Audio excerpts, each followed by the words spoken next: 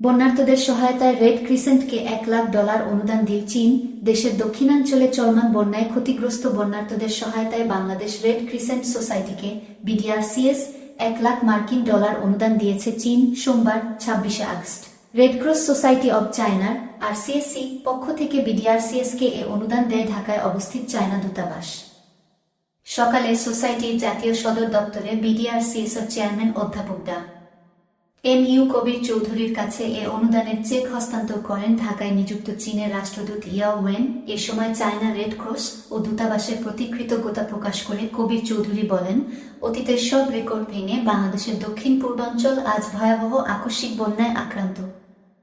বন্যাকবলিত এলাকাগুলোর লাখ লাখ মানুষ মানবেতর জীবনযাপন করছেন।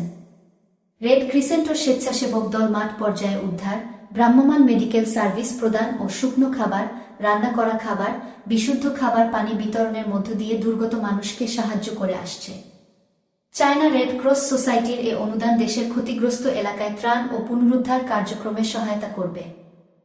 রাষ্ট্রদূত ইয়াও ওয়েন বন্যায় হতাহতদের প্রতি গভীর সমবেদনা এবং তাদের পরিবার, আহত ও ক্ষতিগ্রস্তদের প্রতি আন্তরিক সমবেদনা প্রকাশ করে বলেন, বাংলাদেশে ভয়াবহ বন্যায় ব্যাপক প্রাণহানি ও সম্পদের ক্ষয়ক্ষতি দেখে আমরা মর্মাহত।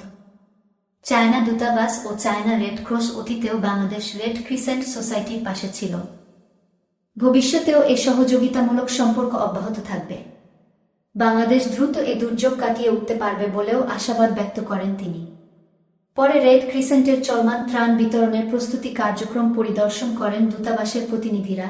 এ সময় আরও উপস্থিত ছিলেন বাংলাদেশ রেড ক্রিসেন্ট সোসাইটির ভাইস চেয়ারম্যান লুৎফুর রহমান চৌধুরী হেলাল, মহাসচিব কাজী শফিকুল আয়ম, ঢাকায় চায়না দূতাবাসের third secretary Zhu Yang, cultural councillor Li Shaopeng, সোসাইটির যুগ স্বেচ্ছাসেবক বিভাগের পরিচালক ইমাম জাফর সিকদার, ডিজাস্টার রেসপন্স বিভাগের পরিচালক মো.